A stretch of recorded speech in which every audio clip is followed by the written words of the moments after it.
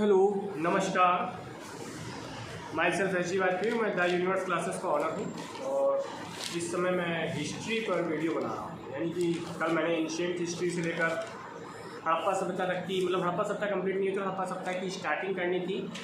तो आज हड़प्पा सभ्यता का हम लोग डिस्कशन करेंगे कि हड़प्पा सभ्यता कब से कब तक थी, क्या उसकी विशेषताएँ थी, किस तरह से उस समय के लोग रहा करते थे या उस समय की विशेषताओं के बारे में हम देखेंगे। तो चलिए शुरुआत करते हैं आज के वीडियो को।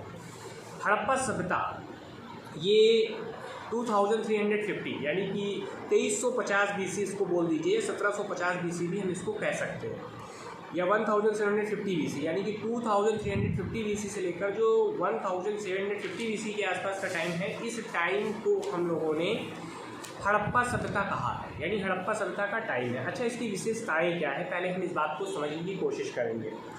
तो इसकी जो विशेषताएं हैं, ये कांस्य युगीन सभ्यता है, यानी कि इसमें कांसे का यूज सर्वाधिक हमें देखने को मिलता है। इस युग में कांसे का जो यूज है वो सर्वाधिक देखने को मिलता है। नगरीकृत सभ्यता है, नगर देखने को मिलते हैं। जल निकास प्रणाली एवं जल संरक्षण प्रणाली मौजूद थी, मतलब जल निकास की प्रणाली यानी जो ड्रेनेज सिस्टम होता था वो आज की तुलना में उसमें बहुत बेटर रहते थे। अब जैसे दो क्वेश्चन आए, मैं आपको बता देता हूँ। हड़प्पा सभ्यता में सर्वाधिक लोप होने वाली धातु कौन सी है? बहुत सारे एग्जाम में क्वेश्चन पूछा गया है, मोर देन रिमेंबर भी हुआ है, मतलब मोर देन रिपीट भी हुआ है। तो ये है कांसा। हड़प्पा सभ्यता में जब भी आपसे पूछे तो आप कांसा को लगा दीजिएगा। हड़प्पा सभ्यता में सर्वाधिक संख्या में क्या है? नगर है, मतलब उस समय गाँव तो होते नहीं थे, विलेज होते नहीं थे, तो उस समय क्या होते थे? नगर होते थे, तो नगर की बात होती थी।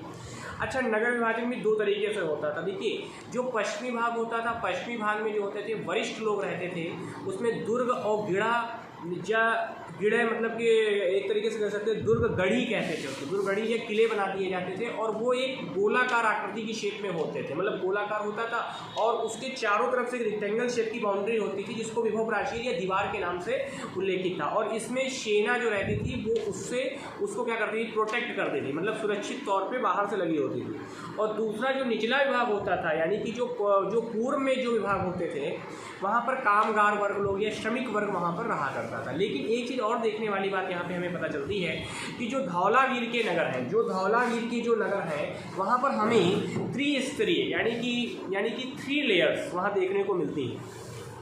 अब नगर निर्माण योजना के थोड़ा सा डीप में और समझने की कोशिश करेंगे। तो हड़प्पा सभ्यता में सामान्यतः नगरों का विभाजन पूर्वी एवं पश्चिमी भागों में होता था। पश्चिमी भागों को गढ़ी दुर्ग कहा जाता था, जो सुरक्षा प्राचीर से घिरा हुआ होता था, जिसमें शासक वर्ग रहता था। पूर्वी भाग निचला शहर कहलाता था, जिसमें सामान्य जन रहते थे, मतलब नॉर्मल इंसान रहते थे। किंतु धौलावीर नगर का विभाजन 3 भागों में दिखाई पड़ता है, जहाँ दक्षिण में आवास बने हुए थे। आगे चलें, सड़कें प्राय कच्ची बनाई जाती थी, किंतु पक्की सड़क का साक्ष्य मोहनजोदाड़ो से मिलता है। सड़कें जो थी वो प्राय कच्ची बनाई जाती थी, किंतु पक्की सड़क का जो साक्ष्य मिलता है वो मोहनजोदाड़ो से मिलता है। आगे चलते हैं, जल निकासी की उत्तम व्यवस्था थी। उस समय जल जो था उसको अच्छे से निकालने की व्यवस्था थी और नालियाँ ढकी हुई होती थी, आजकल की तरह खुली हुई नहीं रहती थी।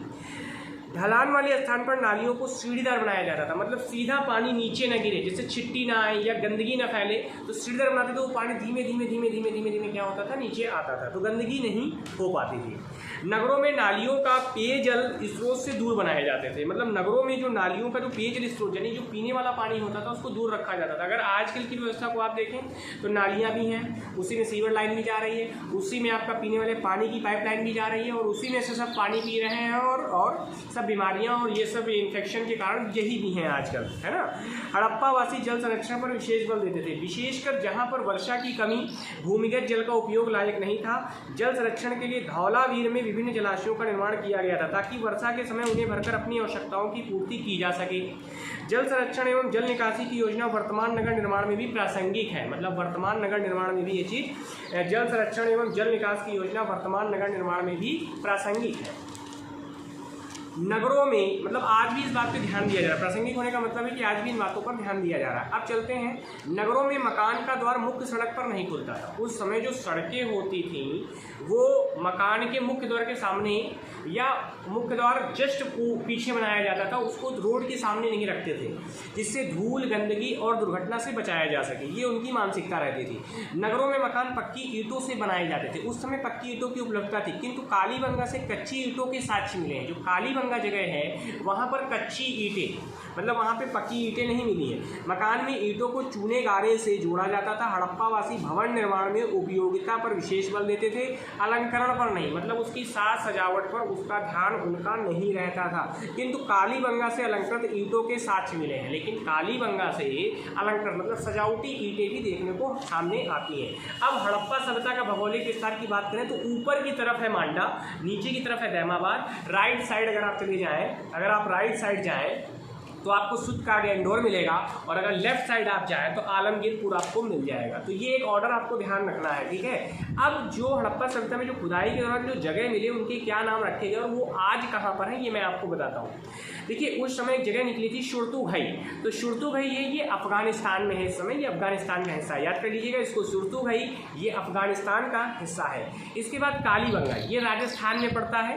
कालीबंगा राजस्थान में पड़ता है। मोहनजोदड़ो, चौहदरो, आमरी, कोटरा जी ये सिंध प्रांत के पार्ट में आते हैं। फिर से मैं रिपीट कर देता हूँ, मोहनजोदड़ो, चौहदरो, आमरी, कोटरा जी ये सिंध के प्रांत में आते थे। पश्चिमी हड़प्पा, पूर्वी रोपड़, बारासंगोल ये पंजाब प्रांत में आते थे। कच्छ, सुरकोतला, देशालपुर, धौलावीर, कठियावाड़, लोथल, रंगपुर ये गुजरात के हिस्से में आते हैं। कच्छ, सुरकोतला, देशलपुर, धौलावीर, कठियावाड़, लोथल, रंगपुर ये गुजरात के हिस्से में आते हैं, ठीक है। आलमगीरपुर और हुलास ये उत्तर प्रदेश में आते हैं।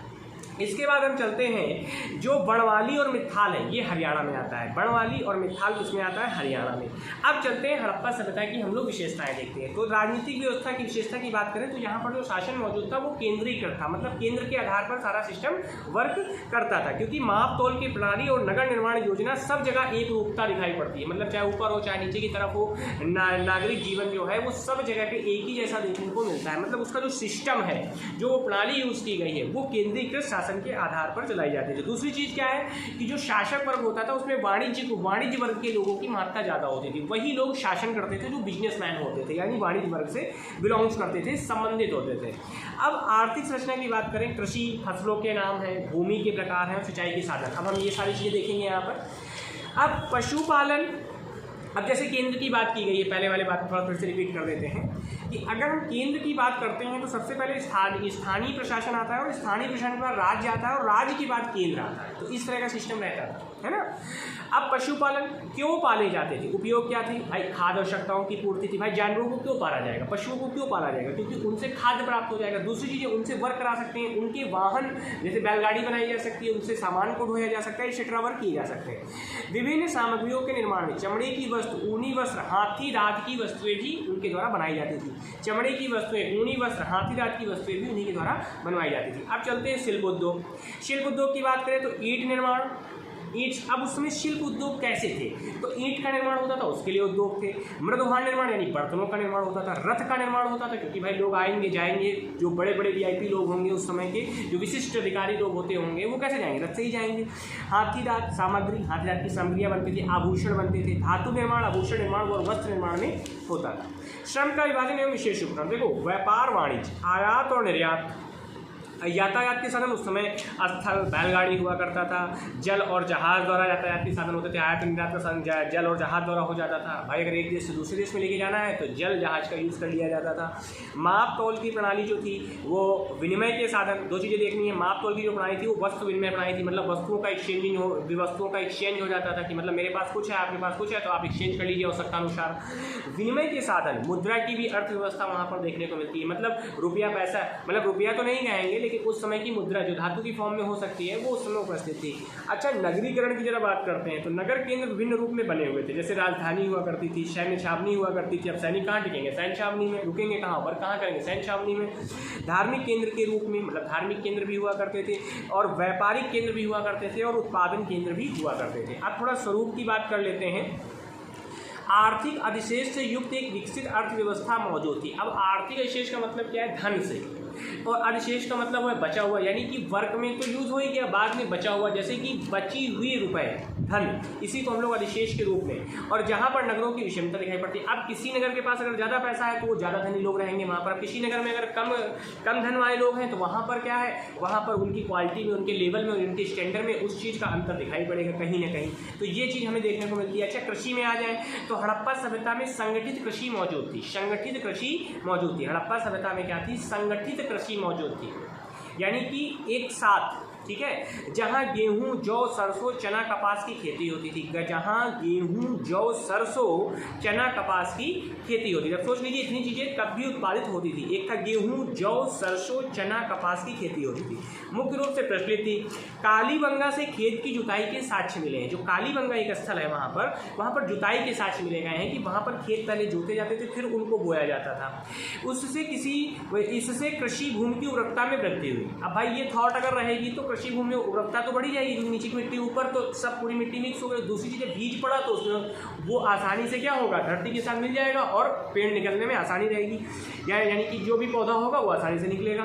तो उत्पादन बढ़ा और अधिशेष कृषि की स्थिति पैदा हो गई। अब जब कृषि ज़्यादा होगी तो जो खाने का सामान है वो तो आपने खा लिया, उसका आपको इसको स्टोर भी करना पड़ेगा। तो अधिशेष का मतलब हो गया यहाँ पर जो बची हुई सामग्रियाँ हैं उनकी बात की जा रही है।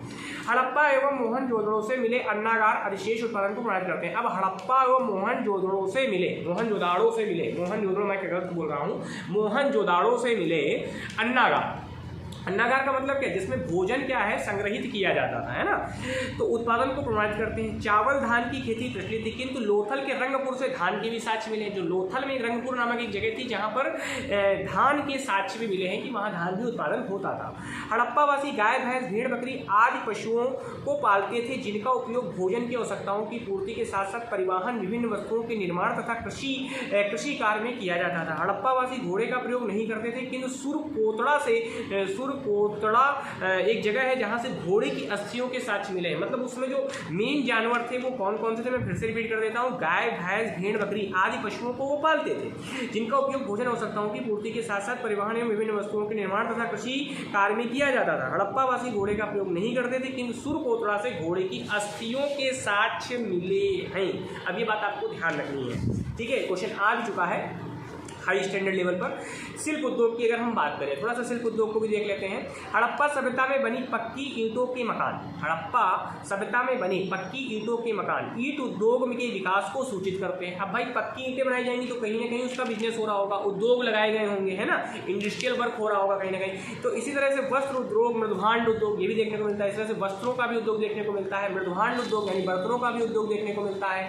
हाथी दांत की सामग्री निर्माण उद्योग, धातु उद्योग विकसित अवस्था में थे, जो श्रम के विभाजन के विशेष उपकरण से युक्त थे। अब श्रम के विभाजन, अब भाई अगर कहीं पे कपड़े का उद्योग हो रहा होगा तो वहाँ पर कपड़े से संबंधित क्या किए जाएंगे, इंस्ट्रूमेंट लगाए जाएंगे, जो औजार होंगे वहाँ यूज़ किए जाएंगे। अच्छा, व्यापार वाणिज्य को भी बढ़ावा दिया जाता था, मतलब लोग व्यापार की तरफ भी ध्यान देते थे। अब व्यापार वाणिज्य की थोड़ी सी बात कर लेते हैं। देखो, आयात और निर्यात। हड़प्पावासी वस्त्र लकड़ी के सामान, हड़प्पावासी वस्त्र लकड़ी के सामान, मतलब हड़प्पावासी जो थे वो वस्त्र और लकड़ी के सामान, हाथी दांत की सामग्री, बहुमूल्य पत्थरों की मालाएं निर्यात करते थे, मतलब यहाँ से बाहर भेज दिया करते थे। तथा दूसरी तरफ बहुमूल्य पत्थर एवं धातु जैसे सोना चांदी का आयात करते थे।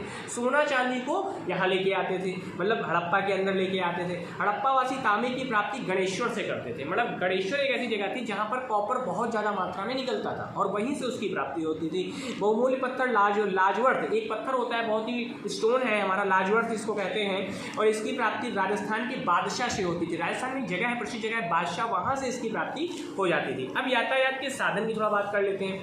तो यातायात के साधन में बैलगाड़ी यातायात का सर्वप्रमुख साधन था।